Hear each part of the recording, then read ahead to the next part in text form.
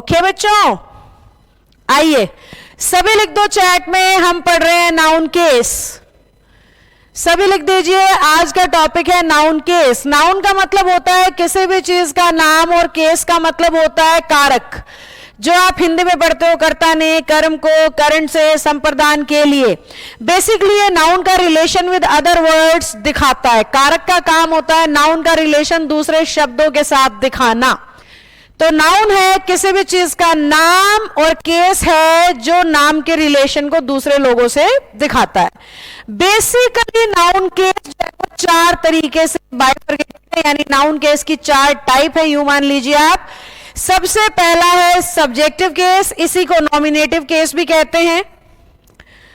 दूसरा है objective case, इसी को एक्यूजेटिव केस भी कहते हैं।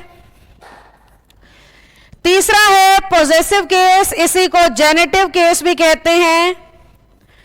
चौथा है वोकेटिव केस, इसी को, इसका दूसरा नाम नहीं होता हिंदी में इसे संबोधन कारक कहते हैं।